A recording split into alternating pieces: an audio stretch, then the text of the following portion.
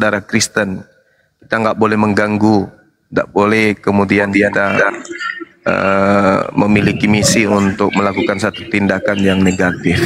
Tapi Silakan juga mereka. Guru Anda di Toraja itu sekarang apalagi di keluarga saya itu di Sanggala sudah 80% memeluk Islam, 20% lagi di sana di daerah saya di Sanggala, Patua, Liatung.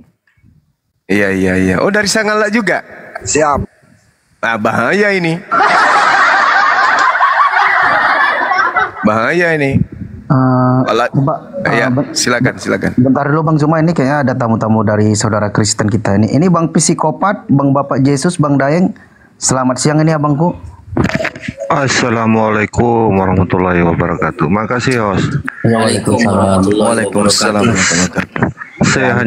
Saya asli orang Jeneponto Bang Zuma. Salam kenal, salam hormat, salam santun. Saya orang Jeneponto asli. Dan alhamdulillah. Assalamualaikum warahmatullahi wabarakatuh. Alhamdulillah Guru Anda di Jeneponto gereja itu tidak ada. Gereja itu tidak ada sama sekali. Nihil, nol betul. Insya Allah. Alhamdulillah, nihil. Semoga kami di Jeneponto masih bisa mempertahankan kemusliman kami, warga lokal Jeneponto. Amin. Iyalah. Makassar ini pertahanan terakhir kan Jeneponto. Jadi kalau Jeneponto yang tumbang bahaya itu. Siap Guru Anda. Kalau Jeneponto sudah tumbang bahaya. Itu ancaman bagi kita di sini. Jeneponto ini ada ikonnya Makassar. Ya, dari segi adat, dari segi keturunan orang-orang Makassar itu di sana Jeneponto. Iya, dan alhamdulillah gubernur pertama juga kan orang Jeneponto. Tapi ada pernah tantangan buat kami di Jeneponto, Gurunda. Kepala sekolah masih ada dulu namanya SPG, Sekolah Pendidikan Guru. Itu kepala sekolahnya itu orang Toraja. Dia bersumpah di depan jemaatnya, katanya kalau tidak bisa bangun gereja di Jeneponto dia akan tinggalkan SPG Jeneponto. Dia tinggalkan Guru, tidak ada jalan buat mereka. Kami nggak beri jalan buat mereka untuk mendirikan gereja, insya Allah, amin. Iya, mau coba-coba di Jeneponto. Tapi Guru Anda, saya mau bertanya kenapa orang Sanggala kita bilang bahaya Guru Anda? Saya dari kakek saya juga dari sana, Bung. Oh, siap. Kalau saya keturunannya ini Sambolangi. Waduh, perlu bicara sama paman saya berarti itu kalau begitu. Siap, saya cucunya Sambolangi, cucu kedua, keturunan kedua Sambolangi. Allahu Akbar, Masya Allah. Iya. Bahaya ini. Jadi tadi akun saya itu udah nggak bonar, itu aja. Iya, bahaya ini kalau cucu Sanggala ini bersatu semua ini ya, bahaya ini. Informasi dari teman-teman juga dari Toraja itu memang peningkatan Islam di sana itu alhamdulillah, Masya Allah, luar biasa. Pesat sekali perkembangan Islam di tanah Toraja. Ya, mudah-mudahan tetap kondusif karena teman-teman Toraja juga ini kan orang-orang baik sana ya. Toraja itu beda dengan, mohon maaf nih, bukan saya mau membeda-bedakan. Basis-basis Kristen di luar Toraja itu saya sudah pernah lihat berbeda di Toraja. Bagaimanapun Toraja tetap mengedepankan sipakatau, sipakasiri. Beda keyakinan, tapi orang-orang Toraja itu masih memegang kemudian adat istiadat budaya lokal, sehingga nampak sekali rasa persaudaraannya itu sangat kental. Seperti itu. Tidak memperlihatkan adanya kebencian kepada non-Kristen atau di luar Kristen. Jadi orang-orang Islam yang datang ke Toraja itu aman. Kecuali Bang Zuma kemarin yang masuk ke Toraja diuber-uber sama orang sana. Tapi kalau Islam yang bukan apologet masuk Toraja aman. Orang-orang Toraja itu baik, santun. Ya. Begitu adanya teman-teman. Dan kalau saya gerejanya ini di Gereja Kare, Guru Anda, Gereja Kare yang depan UNAS itu yang pernah terbakar 1999, disitulah awal mulanya. Disitulah awal mulanya saya mengumandangkan 2 kalimat syahadat. Gara-gara malam tahun baru, saya mau ke gereja katedral, kita disuruh kumpul tiba-tiba sweeping di depannya Umi, dan disitulah saya mengucapkan 2 kalimat syahadat tanpa saya sadari, terucap sendiri, dan itulah saya cari selama 5 tahun. Aduh. Saya terdampar sampai di Bone, dan di Bone lah saya masuk Islam. Iya. Saya pada saat itu ada, Bang. Tahun 99 pembakaran gereja, saya depan Umi waktu itu, waktu siping. Kebetulan saya alumni sana. Jangan sampai guru Anda ini yang pernah tahan saya. Saya pasukan Getar 98. Siap. Ya, dari kekuatan mahasiswa. Kemudian tahun 98 99 itu ada siping memang. 98 puncaknya waktu itu. Pecah di Ambon, siping kita di depan kampus. Saya alumni 98, Bang. Jadi kalau abang cerita gereja depan Unhas, depan Unhas dan samping Wahidin, depan Wahidin itu BTP. Nah, itu kita ada pada saat itu. Kalau yang depannya BTP itu kan malah Taman Andrea yang terbakar juga. Betul. Jadi pertanyaan saya, dari mana sumber api itu tiba-tiba menyala di dalam? Nah, sedangkan gereja itu kan tertutup pagar tinggi 3 meter. Lewat mana orang masuk? Nah, sedangkan api berkobar dari tengah-tengah gereja awalnya. Polisi juga tidak bisa menciduk kami mahasiswa sebagai pelaku, nggak ada. Tak ada bukti bahwa pelakunya adalah aksi mahasiswa, nggak ada. Kita tidak tahu. Nah, kalau menurut informasi internal pihak gereja waktu itu, pelakunya siapa, Bang? Nantilah kita mau DM guru Anda. Oke. Allahu Akbar, Masya Allah. Ini apa, nostalgia ya, nostalgia. Keseruan 98 99. Kalau data-data dari 98 99 ada semua sama saya guru Anda gitu. Dan saya juga yang pertama kalinya menemukan sumur bor di Bolangi 4, saya orangnya yang tembus 100 meter itu. Di puncak. Punya siapa? yang anggota PU itu guru Anda yang ada pilanya. Betul. Yang orang Palopo kan itu ya? Betul, saya yang bor itu guru Anda. Karena orang semua kabur, sudah 2 bulan tidak ada yang tembus. Saya yang tembuskan itu guru Anda 100 meter. Masih kerja yang kayak gitu, Bang? Siap, makanya saya keliling-keliling cuma itu saja, gale-gale bor, gale sumur. Makanya saya bilang sama Oten, kalau kau nggak bisa berubah, saya bor juga kau. Saya jujur, di tempat saya di Bolangi itu 13 kali bor, baru 2 yang tembus. Ya, di betul. 89 dengan angka berapa tuh, 100 berapa gitu. Kalau saya di atas puncaknya, pas dia di puncak itu, mungkin guru Anda lihat sendiri kan ya, pas dia di puncak, dia kedalaman 90 meletus, mata airnya di bawah, terus saya kasih tembus sampai 100. Tapi nggak tembus. Tahu, yang sebelah kiri kan dari perkampungan. Betul. Sudah pernah lagi ke atas, Bang? Nggak pernah lagi? Sering di atas, tapi kami belum bor di atas karena belum ada rumah waktu itu, karena masih kebun jagung dengan kebun bakara. Nah, itu sudah kubeli. Oh gitu ya guru Anda. Ya, pegunungan itu sudah saya beli. Sekarang tempat wisata. Yang orang bilang apa, Raja Empatnya Makassar. Raja Empat, betul. Rumah Hobbit Bolangi. Itulah dia.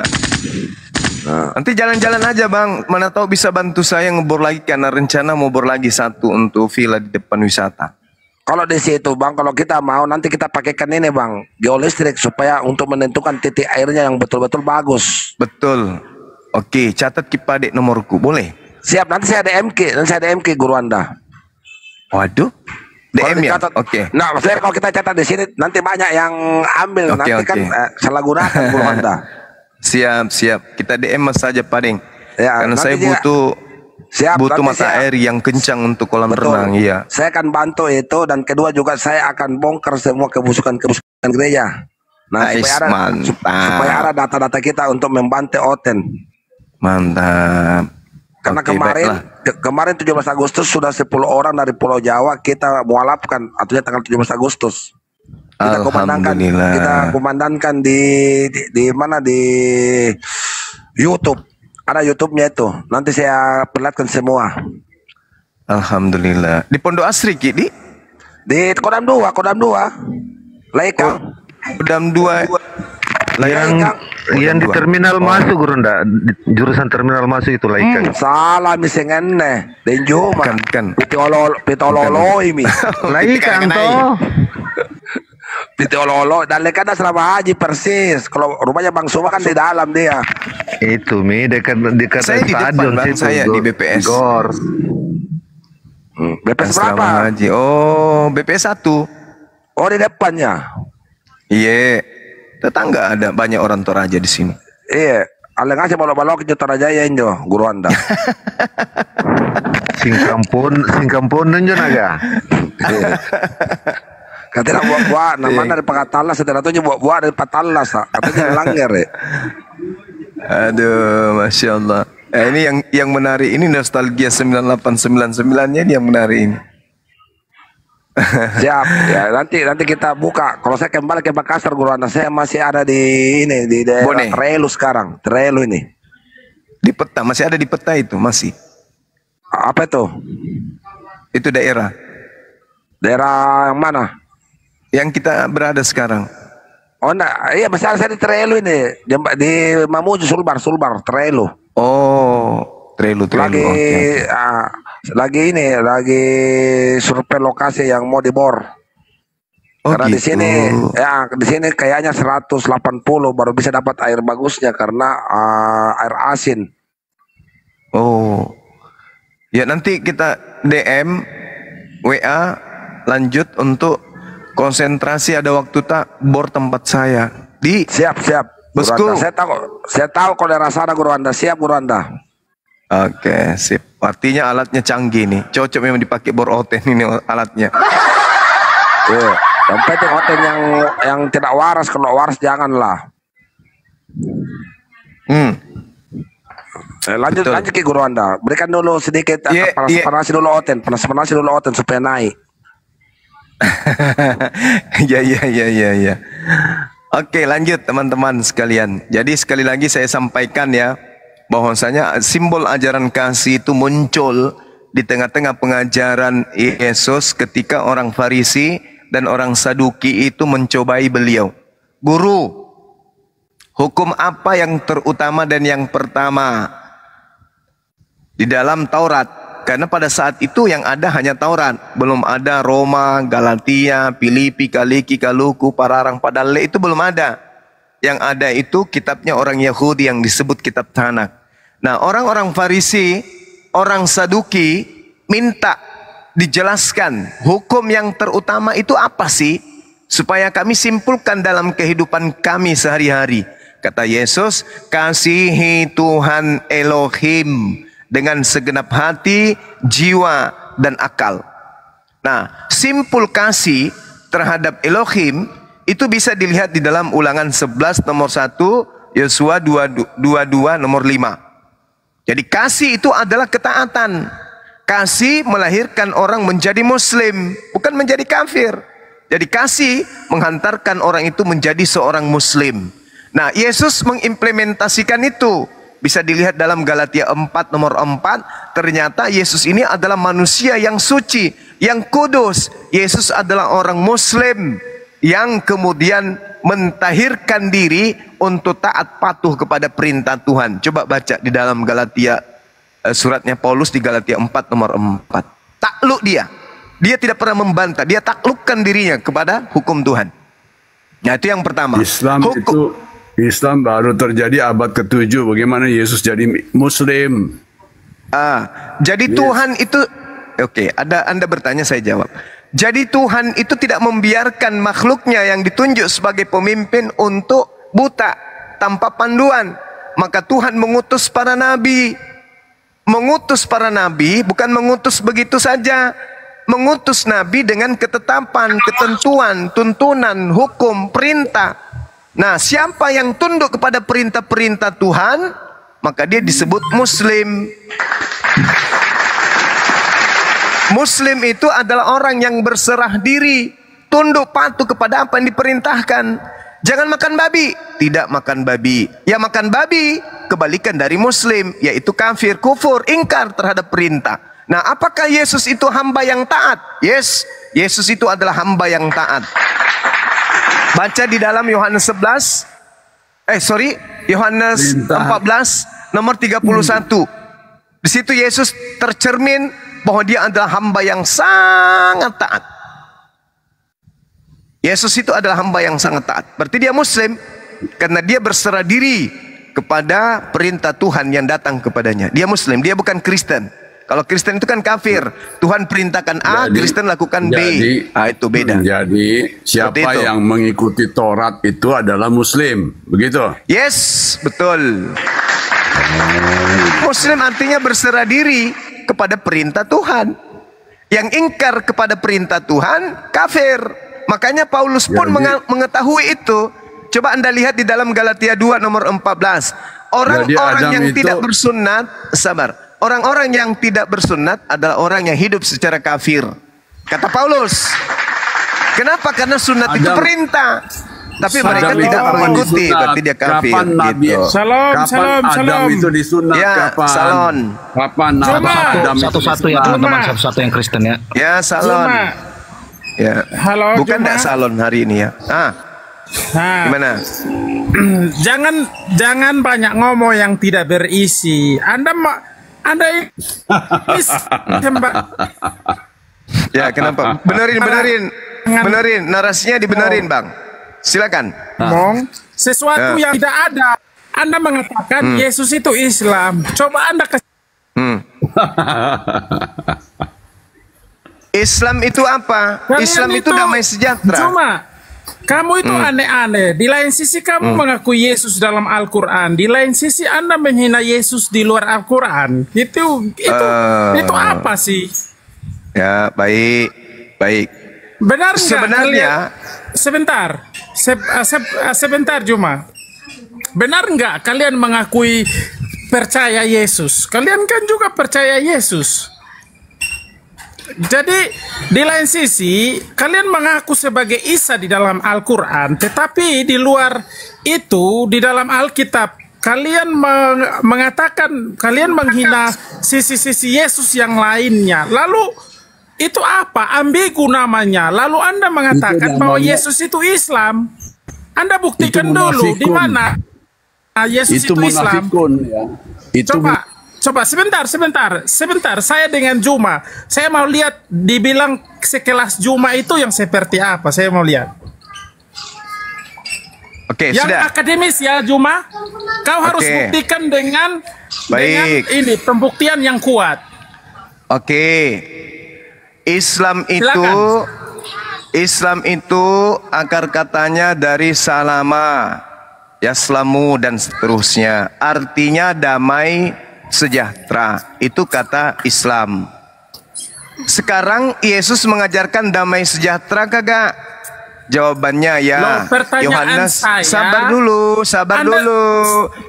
Ini masih proses menjawab. Iya, sabar dulu. Jawab dulu pertanyaan saya itu sesuai dengan narasi yang Anda keluarkan bahwa Yesus itu Islam. Lalu saya pertanyakan di mana di Al-Quran disebut bahwa Yesus itu adalah Islam, identitasnya ya. Jadi harus jelas ini. Oke, sudah bisa diam dulu. Sudah bisa diam. Oke. Gantian. Silakan Ya, Bang Suma. tapi kalau kita harus diskusi sesuai rel ya. Diam dulu. Mulutmu Silakan itu dulu. kayak pantat ayam, Bung. Anda sudah melontarkan pertanyaan, diam, sabar.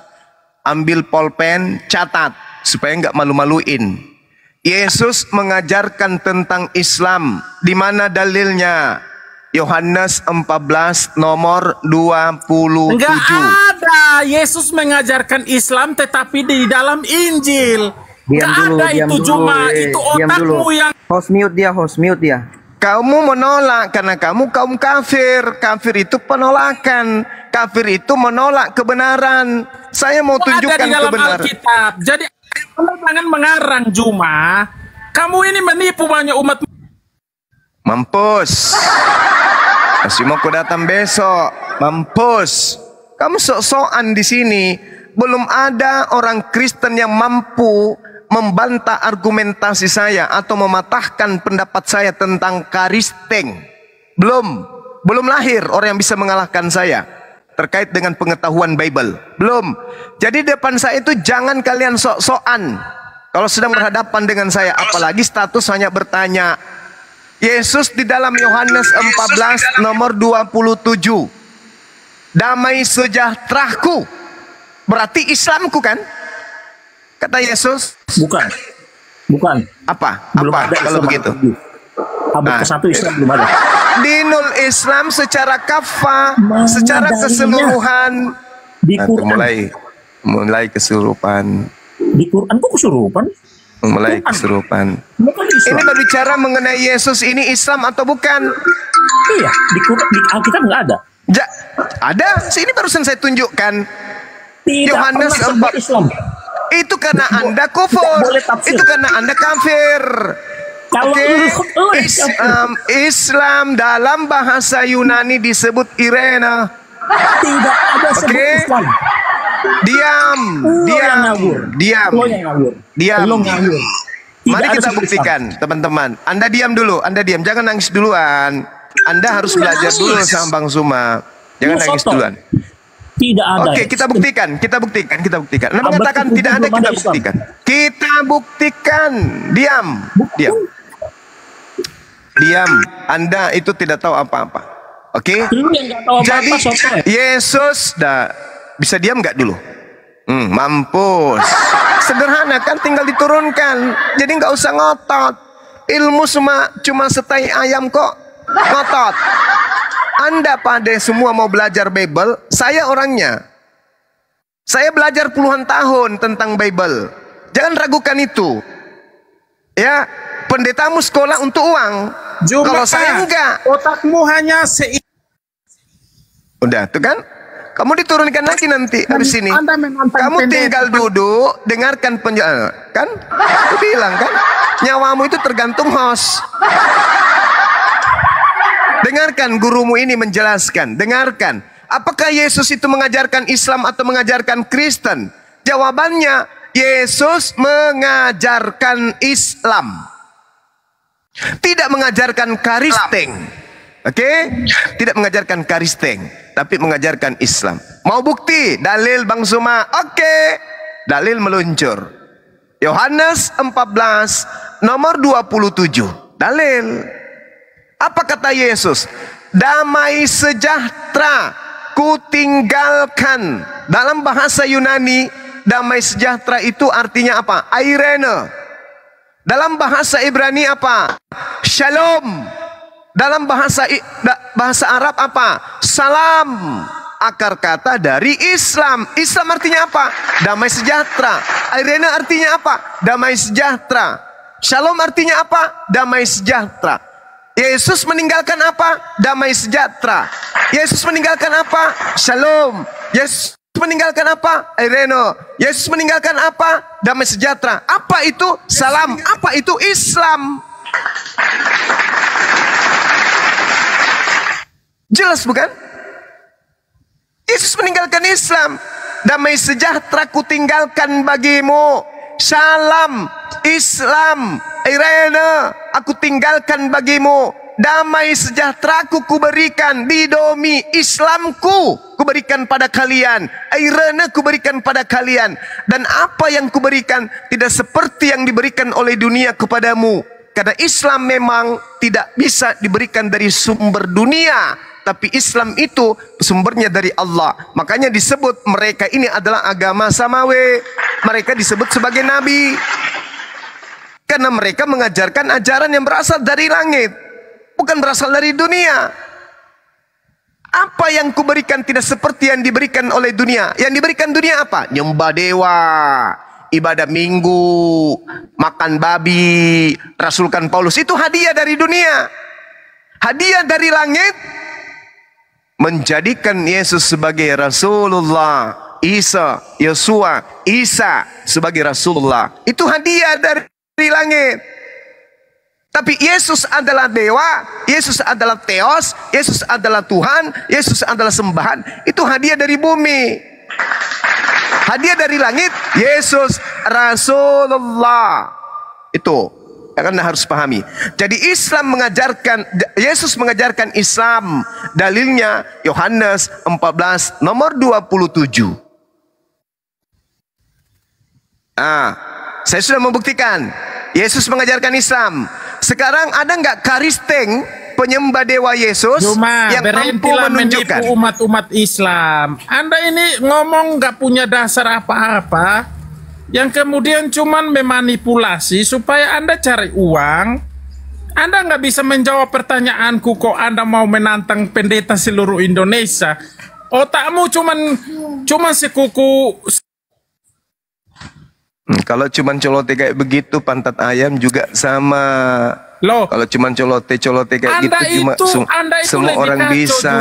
Cuma Anda itu lebih kacau. Anda itu Kacaunya? kacau karena apa? Aku Apa? Anda nggak bisa membuktikan. Apa itu? Yo, Anda mengatakan identitas Yesus itu Islam di mana? Oke. Kau jangan copot ayat dari Saya buktikan. Yohanes yang nggak ada hubungannya. Saya buktikan. Kamu diam. Ah, kamu Kamu buktikan diam. lah. Saya buktikan. Kamu buktikan. Oke, baik. Diam Itu dulu, sampai diam kau dulu, diam mampus. dulu, Oke, kamu diam, saya buktikan. Kamu diam, saya buktikan. Sabar, diam dulu. Kau diam. Saya buktikan bahwa Yesus memerintahkan muridnya menjadi Islam. Satu. Buktikan di Al-Quranmu. Tuh, nggak bisa diskusi nih, Bang. Diam dulu kau. Ya buktikan di Al-Quranmu. Iya, Diam dulu, Buktikan di dengarkan Al-Quran. penjelasan, baru kemudian nanti ditanggapi. Diam dulu kau. Sakit memang, karena Kristen ini bukan ajaran Yesus. Bukan, kau jangan banyak ngomong Oke, sakit. diam. Apa? Diam. Yesus mengatakan di dalam Yohanes 14:15, "Jikalau kamu mengasihi aku, kamu akan menuruti segala perintahku." Oke? Saya ulang. Di mana? Lalu di mana ayatnya? Saya ulang. Yohanes 14:15. Isinya Yesus Jika engkau mengasihi, sebentar, Anda takut. biarkan dia ngomong dulu. Biarkan dia ngomong. Tadi isinya kan nggak mengatakan bahwa Yesus itu identitasnya Islam. Anda membaca ayat sudah lain, tadi. Anda membuat Tadi apa sudah namanya, saya tunjukkan loh itu. narasi lain. Nggak ngerti kamu Juma, omong kau itu, aduh, kasihan kamu ini Juma. Oke, saya kasih data ya. Ya, kasih lah. Yohanes 14. Kasih data nomor 31. lagi. Loh, kan berbicara mengenai Yesus. Iya, kamu Yesus ke tunjukkan Al-Quran. lah. Yesus kok ke Al-Quran. Piye toh? On cam Yohanes lah kau. 14 nomor Iya. 31. Diam. Iya. Diam. Tetapi supaya dunia tahu bahwa aku mengasihi Bapa, berarti Yesus taat kepada Bapa, kan? Dan bahwa aku melakukan segala sesuatu seperti yang diperintahkan Bapa kepadaku. Tuh, bukti dia Islam. Itu bukti dia Islam. Di mana? Aduh, kamu ini kayaknya otak kamu ini enggak. Di mana kata kuncinya Yesus itu Islam? Kan itu. Ini dia mengatakan, aduh. aku melakukan segala sesuatu seperti yang diperintahkan. Tetapi tidak mengatakan bahwa aku ini adalah Islam. Aduh, bot sekali kau ini Juma. Allahu Akbar. Islam itu akar katanya dari bahasa Arab, salama. Bahasa Ibraninya shalom. Kau nggak usah ngajarin saya bahasa Yunani dan Ibrani. Kalau kau ngerti bahasa Yunani, ayo kita buka Alkitab dan shalom, aku minta kau baca Irene, Yunani. Kau bisa nggak? salam artinya Nggak. tunduk Kau bisa berserah Yunani diri. Berserah Kau bisa diri Yunani kepada nggak? perintah Tuhan. Berserah diri kepada perintah Tuhan. Kutanya dulu samamu. Yesus berserah diri kepada perintah Tuhan atau tidak? Jawab. Pertanyaan yang saya ajukan tadi berdasarkan narasi Anda menggiring ke pertanyaan lain lagi. Sementara Anda belum menjawab pertanyaan saya. Saya ulang jawaban saya berarti kalau Di gitu. mana identitas saya ulang lagi. Yesus berdasarkan Yohanes itu? Yesus mengatakan bahwa aku ini identitasku Islam, Juma. Oke, diam. Identitas itu adalah ciri yang ada pada diri seseorang. Identitas Yesus satu identitas Yesus. Kamu ini sampai Yesus kapan identitas? kamu mau ngarang? Kamu mirip kayak kain lama aja kamu ini. Kamu udah lihat nggak dimalu-maluin sama si Esra Soru? Sama kalian berdua itu. Belum ada Kristen yang bisa membantah apa yang saya sajikan. Belum ada. Kau ini belum. modal ngomong, tapi belum. nggak ada dasar. Extrasoru itu hanya kentut bagi saya. Ini Extrasoru baru tidak ada namanya ilmunya. diskusi akademik, Pak. Ya. Kau bisa Jadi diam kalau tidak? kamu mau mengerti, Pak, kamu Kau bisa belajar diam tidak? Kau ini congormu dari tadi. Kau dikasih data, mana data kau? Diam Pantas dulu karena kau. Anda. Diam dulu kau. Kau dari tadi dikasih data tidak mau dengar Nangis kau kan? Datamu saja Nangis tidak kau ada. kan, Bang Juma? Diam dulu kau. Turunkan aja dia ini, host. Loh, nangis kan? Nangis kan? Diam dulu kau, diam dulu. Ya, oke. Ciri khas Yesus itu kita lihat teman-teman ya. Yohanes 14:31, dunia harus tahu. Artinya orang Indonesia harus tahu. Kalau Yesus itu adalah orang yang taat, orang yang berserah diri, melakukan segala sesuatu seperti yang diperintahkan oleh Tuhan kepadanya. Itu pengakuannya terlihat di dalam Yohanes 14 nomor 31. Lalu kemudian mundur kita di data 27. Damai sejahtera kutinggalkan bagimu, damai sejahteraku kuberikan kepadamu.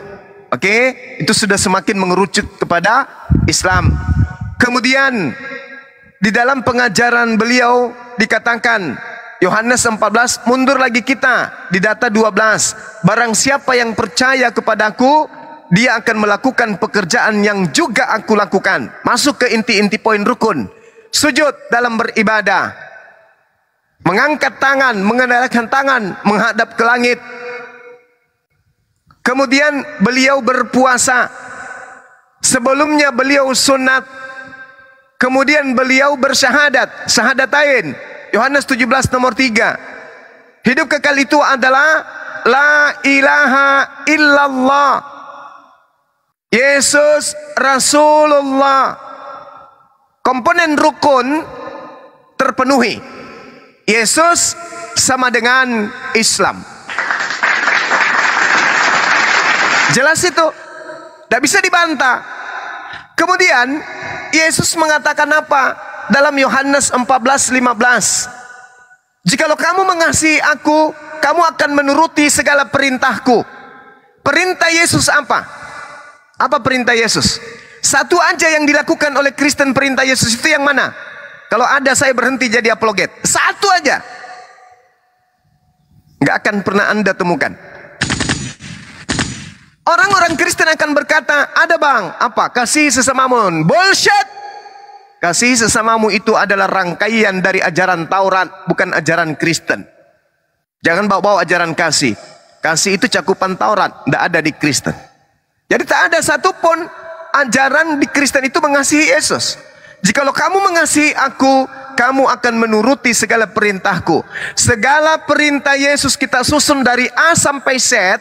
Orang yang melakukan segala perintah Yesus itu akan sampai endingnya kepada apa? Muslim dia, bukan Kristen. Saya bisa mempertanggungjawabkan kalimat saya. Segala perintah Yesus disusun dari A sampai Z.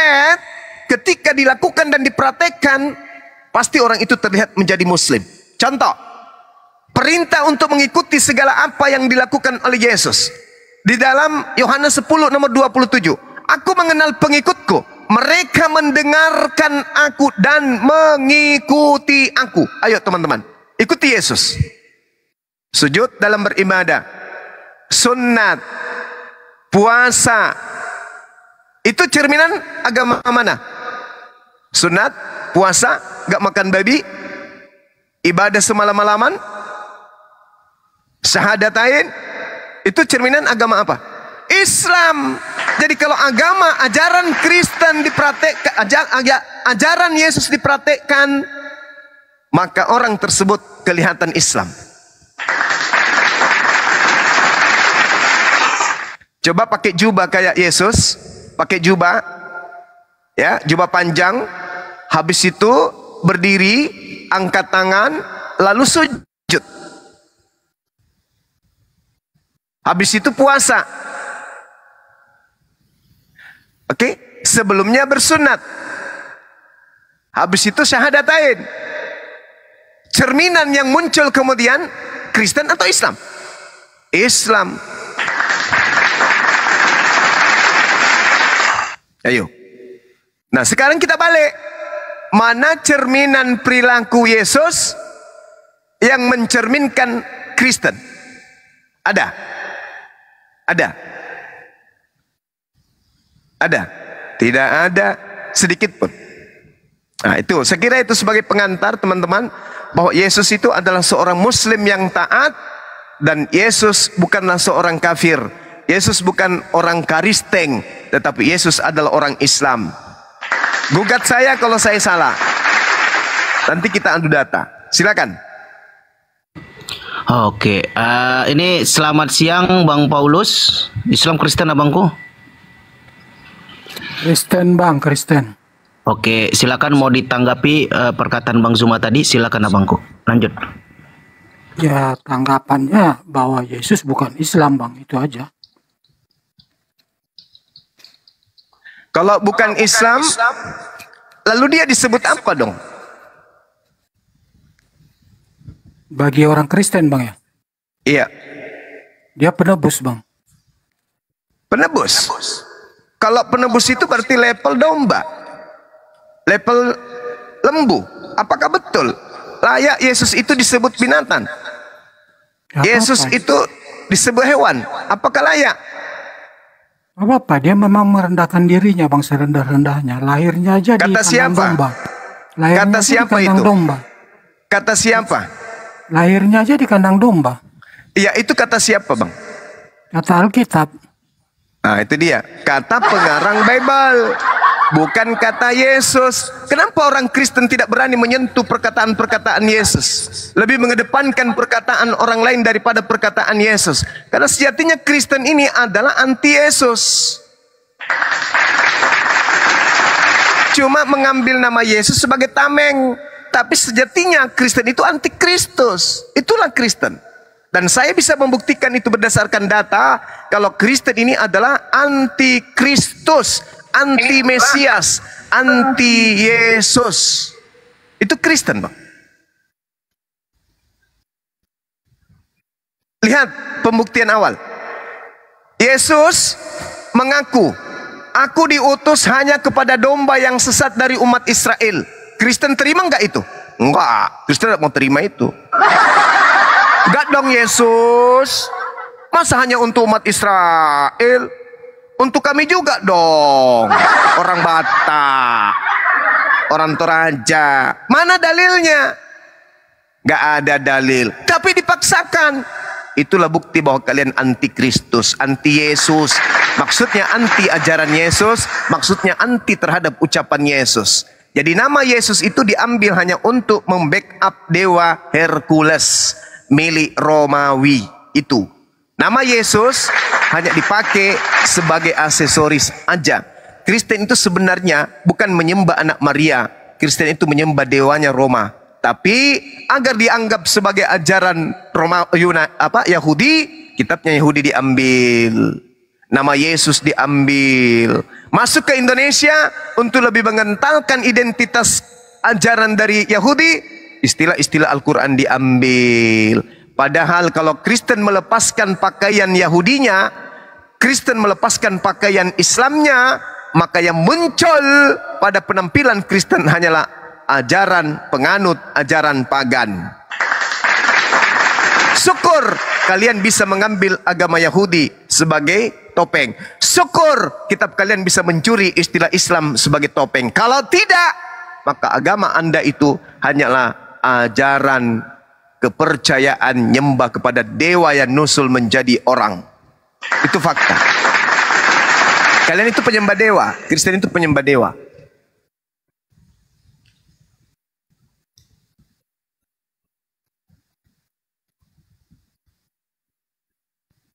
Ada lagi Bang, sebelum saya izin sejenak untuk ibadah? Ya, silakan Bang Paulus, monitor. Buka mute ya Bang. Ya, ada sisi-sisi lain yang memang dia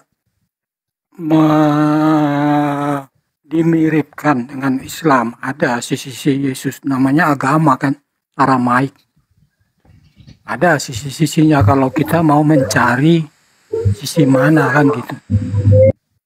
Kalau kita mau mencari sisi perbedaannya juga ada. Tergantung kita maunya dari sisi mana. Begitu, Bang. Iya. Jadi sebenarnya gini loh. Tidak usah kita menggali dari ujung. Kita gali aja dari awal. Yesus datang mengajarkan perjanjian lama atau datang mengajarkan perjanjian baru? Itu intinya itu di situ. Jelas perjanjian baru, Bang. Itu kelirunya itu di situ. Anda memfitnah Yesus. Yesus tidak pernah mengenal perjanjian baru. Perjanjian baru itu karangan yang muncul setelah 30 tahun Yesus terangkat ke langit. Konon ceritanya seperti itu, meskipun tak ada bukti. Yang kita tahu, salinan-salinan tertua Bible itu muncul di abad keempat. Abad pertama tak ada, itu cuman sangkaan-sangkaan bapak-bapak gereja awal mula. Tidak ada orang menulis zaman Yesus, tak ada. Tak ada orang menulis zaman Yesus. Kalaupun ada, mana buktinya? Jadi tak ada. Tulisan-tulisan manuskrip tertua ditemukan abad keempat. Itu pun masih berita-berita simpang siur. Nah, sekarang permasalahannya, Yesus ada, dia fiktif, tidak. Dia disebut Isa dalam Al-Quran, disebut Yesua di dalam kitabnya orang Yahudi, Talmud. Itu ada. Dan wartawan-wartawan lepas yang bukan murid Yesus, yang catatannya di kanon menjadi kitab suci oleh orang Roma, itu juga mencatat bahwa ada oknum itu ada, itu bukan fiktif. Dengan demikian oknum ini sebagai guru, dia rabi, dia dia guru, dia raban, dia guru. Maka sejatinya sebagai guru pasti memiliki kurikulum pengajaran. Ternyata Yesus mengajarkan perjanjian lama alias kitab Tanak. Dan simpul dari teori serta praktek Yesus atau Isa terhadap kitab Tanak, itu yang disebut hikmah. Hikmah itulah yang disebut Injil. Pokok-pokok hukum-hukum ketetapan-ketetapan Tuhan kepada Yesus dan pengikutnya, yaitu Bani Israel. Itulah yang disebut Injil. Bukan Bible, bukan Evangelion, beda. Jadi Kristen itu tak ada hubungannya dengan Injil. Kristen itu tak kenal Injil. Tak kenal. Injil itu hanya ada dalam Islam, memperkenalkan pengajaran hikmat cakupan pengajaran Nabi Isa kepada Bani Israel saja. Kristen ini penumpang gelap dari barat. Tak ada hubungannya dengan Yesus. Itu yang perlu saudara pahami. Jadi jangan ambil dari ujung, ambil dari awal. Apakah Yesus mengajarkan perjanjian baru? Tidak. Yesus mengajarkan kitab Lukas? Tidak. Yesus mengajarkan surah-surah Paulus? Tidak. Sedangkan Kristen ditopang dari pondasi kitab-kitab tersebut. Berarti Kristen ini adalah agama baru yang sama sekali tidak pernah disentuh oleh Yesus. Makanya RK kemarin, Roh Kematian ketika berdebat dengan percaya diri, dia mengatakan apa? Kristen bukan agama. Coba. Kristen bukan agama, kata dia. Kalau Kristen bukan agama, menurut Yesus, syarat masuk surga wajib hukumnya beragama. Kok bisa, Bang? Baca Matius 5, ucapan Yesus di data nomor 20. Apa kata Yesus? Jika hidup keagamaanmu tidak lebih baik dari ahli Taurat, engkau tidak bisa masuk surga. Syarat masuk surga harus beragama. Syarat kedua, agama tersebut harus lebih baik dari ahli Taurat. Kristen untuk hidup, untuk masuk dalam syarat pertama aja nggak bisa lolos. Kenapa? Kristen bukan agama. Saya ulang ya. Menurut Yesus, syarat masuk surga harus beragama. Itu syarat pertama. Setelah lolos punya agama, syarat kedua, agamamu harus lebih baik dari ahli Taurat. Nah, bagaimana dengan Kristen? Kristen ternyata bukan agama. Berarti dia syarat pertama aja sudah gugur. Apalagi syarat kedua. Bagaimana dengan Islam? Islam Al-Maidah ayat 3. Ternyata Islam itu agama. Dinul Islam. agama Islam. Berarti dia lolos syarat pertama. Syarat kedua, harus lebih baik dari ahli Taurat. Alhamdulillah, dari segala aspek tauhid, akidah, muamalah, syariat, semua Islam rangkaiannya lebih sempurna daripada ahli Taurat. Berarti Islam dua-dua syarat yang dipersyaratkan Yesus untuk masuk surga lolos. Subhanallah. Agama lolos, aturan-aturannya lebih baik dari ahli Taurat lolos, dua-duanya. Matius 5 nomor 20. Jika hidup keagamaanmu tidak lebih baik dari ahli Taurat, kamu tidak akan masuk ke dalam surga. Islam lolos dua syarat tersebut. Kristen macet, lolos di syarat pertama aja kagak. Oke, itu dari segi Yesusnya. Nah, saya kira begitu sementara. Silakan diambil alih para dewan guru. Saya pamit ibadah dulu. Nanti insya Allah 15 sampai 10 menit sampai 15 menit saya kembali bergabung dengan teman-teman. Silakan dilanjutkan. Assalamualaikum warahmatullahi wabarakatuh. Waalaikumsalam. Sebelumnya Gurunda Azuma, sebelum istirahat, saya ingin menyampaikan sedikit ini kepada Gurunda. Siap. Boleh ya? Saya ini mengamati sudah berapa lama di dunia TikTok ini, Gurunda. Saya ngambil kesimpulan, ya, penilaian saya terhadap umat Kristen ini. Saya mendapat ada 4 karakter yang sangat melekat di jiwa dan tubuh mereka yang tidak bisa dipisahkan lagi, Gurunda. Boleh saya sampaikan 4 karakter itu, Gurunda? Iya, silakan. Iya, mudah-mudahan nggak salah, Gurunda ya. Karakter pertama yang sudah menjiwai, menyatu dengan jiwa orang-orang Kristen ini adalah karakter pertamanya itu tebal muka. Maaf ya, saya nggak framing tebal muka. Ini penilaian saya ini. Harus pakai skinkernya Bang Suma berarti. Ya, jadi kenapa saya bilang harus tebal muka? Lanjut. Ya, kenapa saya bilang tebal muka itu, Gurunda? Karena pada saat kita jelaskan isi Bible mereka ayat per ayat itu diuraikan, ya, mereka selalu aja menyanggah, jangan comot-comot ayat, baca ayat sebelumnya, baca seluruh ayatnya. Sudah kita bacakan, nanti lihat dulu perikopnya, kita bacakan perikopnya, nanti terakhir itu kan perumpamaan. Nah, itulah tebal muka saya bilang, ya, susah mereka menerima kebenaran yang ada gitu loh.